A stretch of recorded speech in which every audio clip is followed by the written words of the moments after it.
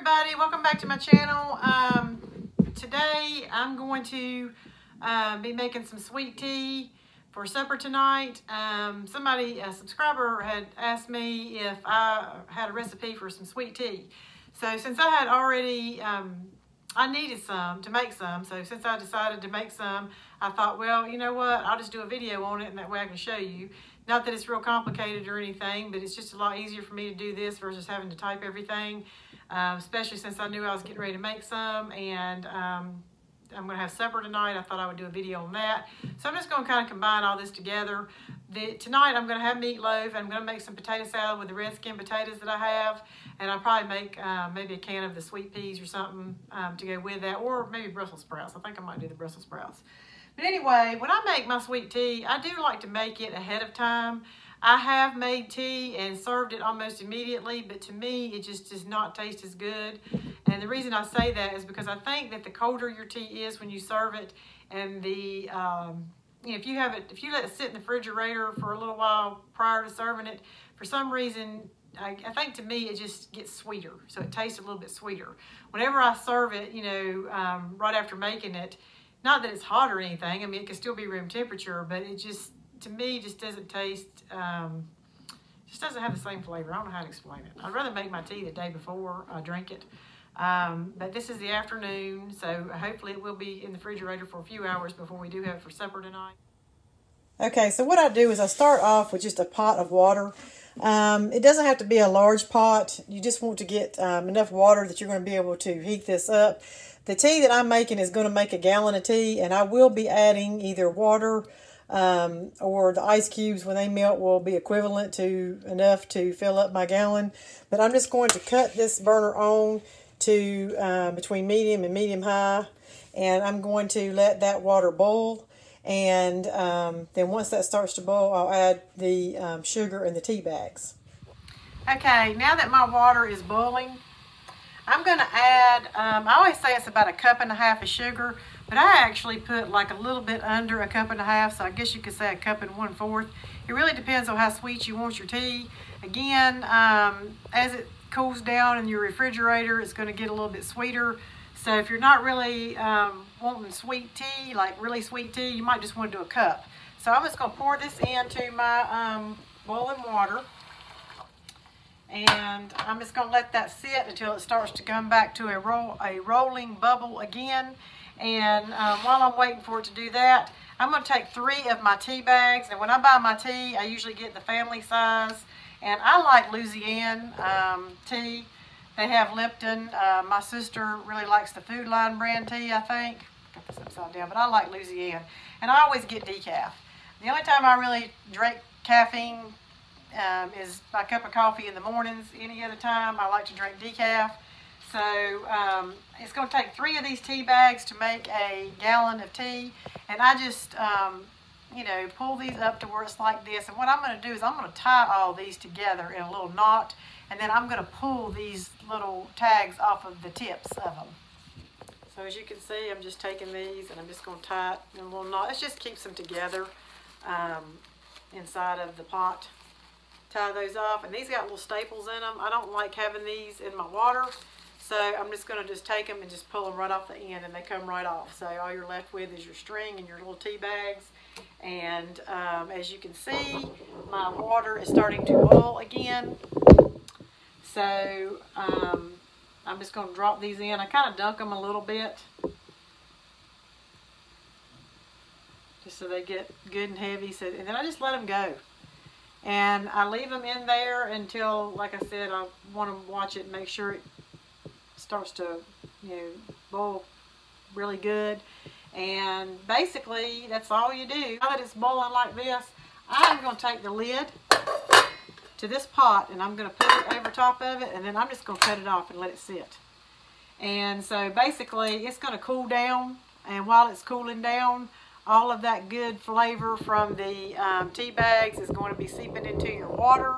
And once it gets to be about room temperature, I would say probably, I don't know, within a couple of hours, I'll just take this. I will wring out my tea bags to get all the excess water out of it, or tea at that point. and throw those away, and then I'll just pour my tea out of my pot into whatever tea jug I'm using. Like I said, I usually use a gallon size pitcher that I put it in, and it won't, what I'm pouring out of my pot won't exactly equal a gallon. So I'm either going to add enough water to make a gallon, or I like to just go ahead and add ice cubes to mine. And most of the time I will put enough ice cubes in my pitcher to raise that water level up, because once those ice cubes completely melt, it's going to raise that up anyway. Okay, I don't know what happened to these potatoes, but this was the bag of potatoes that I bought. And I thought I had gotten red skin potatoes, but apparently I must have got some kind of mixed potatoes, because I've only got 2 red skin potatoes out of this whole entire bag. So I don't know what happened there. Maybe I was just tired and wasn't paying attention to what I was getting. But, you know, I'll just leave, usually when I make the potato salad with the red skin potatoes, I leave the skin on. When I make potato salad with these kind of potatoes, I usually take the skin off. So that's probably what I'm going to do. I'll just leave the skin on these 2, take the skin off these 2. I know that these are smaller, so what I'll probably do is just test them as it's boiling. And then once the smaller potatoes get done, I'll just take them out ahead of time and go ahead and let them cool until the other potatoes get finished cooking. But I'm just going to cover these with water, put them on my stove, and boil these until they get nice and soft. Now that my potatoes have finished boiling, I'm just going to take the skin off of the potatoes. And if you wait till your potatoes cool down, the skin should just peel off of them fairly easy.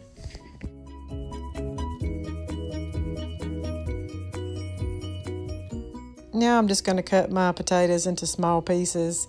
And as you can see, like I had said before, when I use red potatoes, I just prefer to keep the skin on them. It really doesn't matter if you don't like skin on your potatoes, you can peel those off as well. Now I'm going to make the dressing that I put on my potato salad. And I'm starting out, I just put some sour cream, and I will put the amounts on the screen as you watch this. But now I'm putting in the mayonnaise, and then I will add a little bit of Dijon mustard. I also, just stir in between each one of these additions. But then I'm just adding some salt. And then I'm going to put my dill wheat in. Now, this is the key ingredient, and I do like to be extremely generous with this. I actually went back and added some more after what you see on this video. And then last, I just put some pepper in it. And I chopped my garlic up to put into the potato salad, but instead of sprinkling it on the potatoes, I decided that I was going to actually add it to my dressing and then stir it around. That way it's just good and incorporated in there. It's not getting stuck to my potatoes when I pour it over top of them. And now I'm just going to slice up some of the onion. Usually the onion that I use for my potato salad, I like to either use shallots or red onion. But I just used what I had on hand, and that's fine too. And I did just sprinkle those over the potatoes versus putting it into the dressing.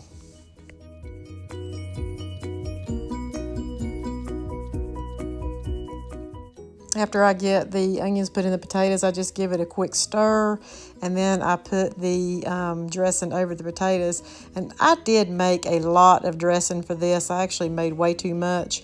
But I had some sour cream that I needed to use, and same thing with the potatoes. I actually had boiled extra potatoes that I didn't put in this bowl. So I just used what I had left of the dressing and added it to another batch of potatoes later and put it in the refrigerator. I'm probably going to carry it to work. Now we're going to put the meatloaf together, and what you see me doing here is just breaking open my egg and stirring it up real good. And you can see that there are double yolked eggs, and the recipe I think calls just for 1 egg, but if you have 2, that's fine. It's not going to do me any harm. Next I'm going to put sprinkle over the Lipton onion soup mix pack, and then pour in my egg. It really doesn't matter what order you put this in because you're going to mix it all up anyway. And then I'm going to take my can of cream of mushroom soup, and I'm going to take half of that can and put it into my meatloaf mixture, and then I'm going to save the other half of the can for the gravy that's going to go on top later. Now, I guess you could mix this up with a spoon, But to me, I just feel like it gets more mixed up and better incorporated if you do it with your hands. Just make sure you clean your hands and your nails really good before you do this. And then as far as the breadcrumbs, you can use any kind of breadcrumbs you have. I just toast bread and then break it up and put it into my mixture. Once you get everything mixed up real good, just transfer it to your meatloaf pan, and then, you know, spread it out evenly. Just don't press it down too hard, because if you do, then your meatloaf might come out a little tough. Now I'm just going to make my gravy. I'm using the rest of the cream of mushroom soup that's in the can. I'm going to add just a little bit of water, about 1/4 of a cup, and stir it around. And then I'm going to take some of the drippings from the meatloaf and I'm going to pour it in there, about 1 or 2 tablespoons, and just stir it up again and just heat it on low until you're ready to pour it over top of your meatloaf.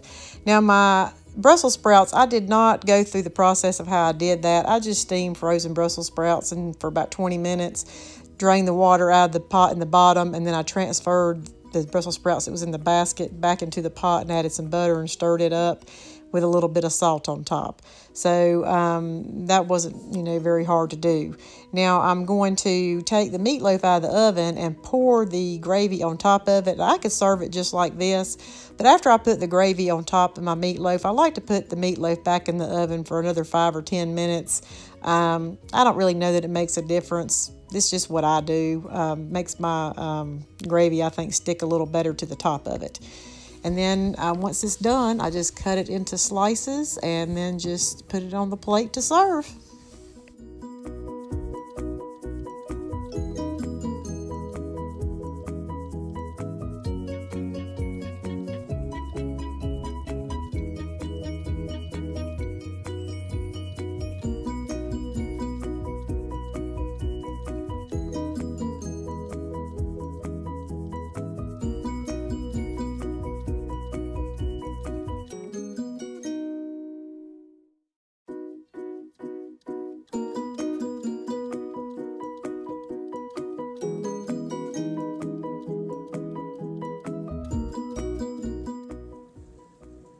All right, y'all, that's the finished final product of my supper.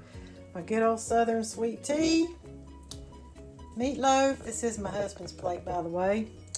Potato salad and the Brussels sprouts. And I know potato salad probably seems kind of weird to go with the meatloaf, but I've been craving it, and, you know, it's potatoes, so that's what I fixed.